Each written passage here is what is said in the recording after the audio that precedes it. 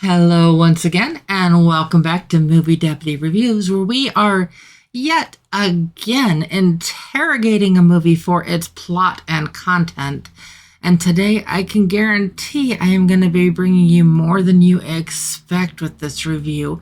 And that's probably going to get some mixed feedback on that. But I am doing what I promised. I dig deep into these movies and I find out whether they're guilty or innocent. And today's movie, though it is sort of a kids movie, it's aimed at kids, it's based on a video game, so you probably know the movie I'm talking about.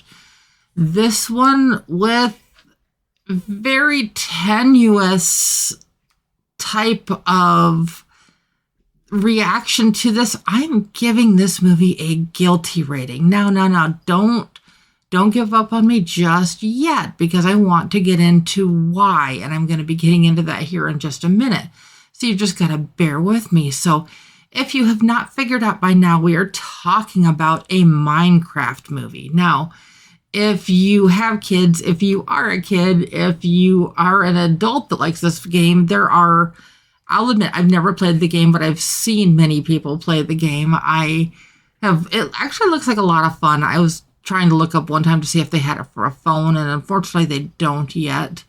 But so, I've kind of looked into this, and it looks like a fun game. You basically destroy things, and you build things, you got to get wood, and you got to get stone, and you can dig, and you can build anything. It's basically like an electronic version of Lego. You can literally build anything your mind can come up with, only there's more to the game than that. You got to survive the zombies, and when you go after the pigs and stuff, you get pork chops, and there's just all these different things going on with the game. And if you're familiar with the game, you know what I'm talking about.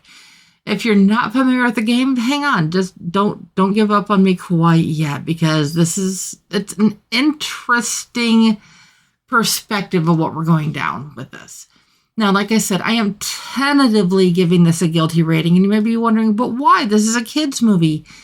That is because although this is the basis of a kids movie, this is also, there's a lot of adult heavy jokes and a lot of adult heavy innuendo in this movie.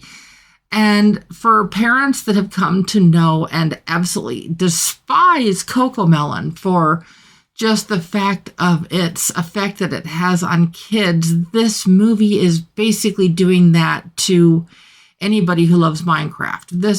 This is absolute chaos that's happening here on the screen and the story. The basic story is you have this young family moving to this area in Idaho called chuglass. It's pronounced a couple different ways in the movie, so I'm not sure really which one is the correct on that. But so you've got these two kids, and one's a young adult and one's a young kid, and they are moving to chuglass. Well, in chuglass, you have first thing we do is we meet Steve. Now, who's Steve? Well, if you know what Minecraft is, you know who Steve is. If not, Steve found this like little orb and little square thing, and he put it in, and he found this doorway to go into the Minecraft world. And it's not quite what you would expect with that. And I was expecting maybe more of this to be animated, but that didn't really disappoint me, the fact that it wasn't. The Overworld is this area where Steve goes, and we've all heard of like the Underworld, but this is the Overworld, and that's basically the Minecraft world. And it becomes known as Steve's World, or the theme park that Steve builds in the Overworld is Steve's World.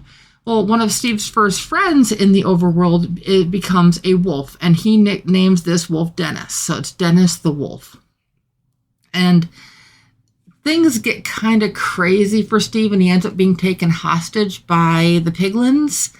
And so he sends Dennis for help, and Dennis goes back to the real world and ends up trying to find some help, and takes a whole bunch of people back with him through the portal, which kind of shows them where to go. And so all these people are trying to figure out the Overworld, and they're trying to you got people navigating in the real world, and you got some of that world left, some of the Overworld is left back in the real world, and vice versa.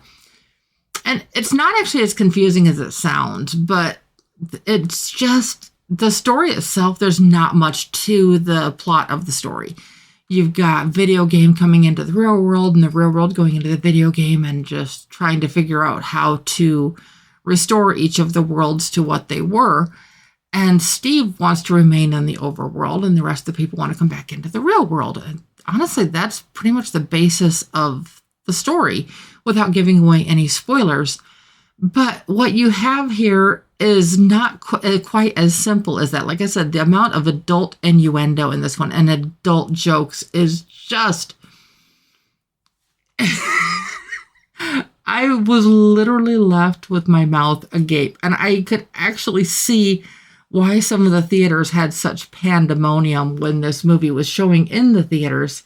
So if you were there and you experienced this for yourself in the theater and you were in the scenes with all the chaos with all the chickens and everything, it was absolute pandemonium. And it's just dorky and silly and just, if it wasn't for the adult innuendo and the adult jokes and the adult content, mind you, there's no nudity, there's nothing inappropriate that the kids are going to watch, but there's going to be certain sayings that are picked up here, and there are certain, they don't use any of the big swears, not even close, but they use things that a lot of parents don't want their kids saying, and those are happening in the movie itself as this is going on. But what you basically have here is, if you could picture Pixels meets Jumanji with half the story, half the humor, and questionable content, that's about where you end up with this. So you may be wondering score-wise where I came in at this. Well, I really debated on this one for a little bit just because some of the content is just not what you would expect for a movie aimed at probably 6 to 10-year-olds. Mind you, this is one that there's probably going to be people of all ages that are going to find this movie absolutely spectacular. And then there's going to be other people that just wonder why and where 2 hours of their life have gone. And unfortunately, I think the vast majority are going to be on the latter on that. So, staying true to the deputy scale of a movie with a decent story with significant flaws brings us right in at a 5 out of 10 on the deputy scale. So I know, I'm sorry. I know a lot of you are going to be disappointed in that. Except if you have younger viewers, younger kids, nephews, nieces, grandkids that want to watch this, I highly advise that you watch this with them, because there's going to be questions and there's going to be phrases picked up and there's going to be content that, some might not have a problem with, but other people are going to have a big problem with some of the content in this movie. Like I said, there's no nudity, there's no big swears, there's no bloody violence, nothing gory, anything like that. It's just a lot of the jokes and some of the physical banter that they're trying to disguise as humor is just not what you would expect in a kid's movie. Not what you would expect at all. Or at least I hope that you wouldn't. I mean, I cannot go into a kid's movie like this expecting something such as this. And it's just... I'm trying to think of how to give away some of the things that are going on in the movie without giving it away. And I really can't without revealing spoilers. So I pretty much just have to touch on the content of that content. Now, that being said, there is a bonus scene both in and after the credits. So there's 2 bonus scenes that you will want to stick around for. The second bonus scene shows us that this is not the end. This is not how the Minecraft story ends. I am sure there is going to be another movie in the works, though there is not an official buzz about it yet or any official information. So those are some interesting things. If you do decide to go see this, definitely stick through for the scene in the credits and, of course, the post-credit scene. Also, if you make it through all the way to that point, at the end of the credits, there is a dedication. I'm not 100% familiar with the language, but I did managed to completely get the whole thing down. So I also posted that on my X account, the entire dedication to the different people of that area in New Zealand where this was filmed. They paid an homage to all of these people in this dedication in the credits. So I wanted to make sure and acknowledge that. And then it also made the comment in the credits of that there was special thanks to the Hess family. And again, if you're familiar with Minecraft, you're familiar with that name. If not, they were basically instrumental with starting the whole Minecraft thing. And as you probably are aware, even if you're not familiar with the game, it has gone haywire. So I do hope that you will come back tomorrow. Tomorrow we are going to be talking about a horror movie. So I just want you to be prepared for that.